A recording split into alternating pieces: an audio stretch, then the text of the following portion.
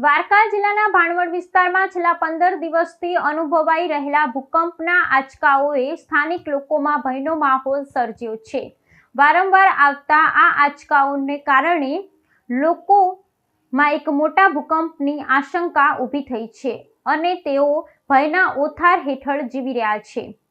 આ સ્થિતિને ધ્યાનમાં રાખી આમ આદમી પાર્ટીના ગુજરાત પ્રદેશ પ્રમુખ ઈશુદાન ગઢવીએ સરકારને તાત્કાલિક પગલાં લેવા અપીલ કરી છે અને તેમણે માંગ કરી છે કે ડિઝાસ્ટર મેનેજમેન્ટની ટીમને તાત્કાલિક ભાણવડ મોકલવામાં આવે। દ્વારકા જિલ્લાના ભાણવડમાં છેલ્લા 12 થી 15 દિવસથી નાના મોટા ધરતીકંપના આંચકા આવી રહ્યા હોય લોકોમાં એક ભાવનો માહોલ છે।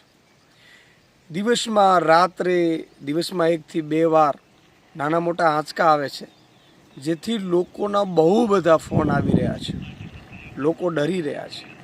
મારી પદાધિકારીઓને અને તંત્રને વિનંતી છે, સરકારી તંત્ર, કે તમે તુરંત ભાણવડમાં એક મીટિંગ લો। ભાણવડના નાગરિકો સાથે જે સ્કેલમાં ધરતીકંપનો આંચકો છે તો કેટલો મોટો આંચકો છે, લોકોમાં એવો પણ એક ભય છે કે નાના પહેલાં આંચકા આવે, એક મોટો આવવાની પણ શક્યતા છે।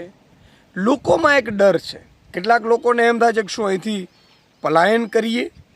તો મારી વહીવટીતંત્રને અને રાજ્ય સરકારને વિનંતી છે કે તુરંત ભાણવડના નાગરિકો સાથે એક મિટિંગ કરવામાં આવે।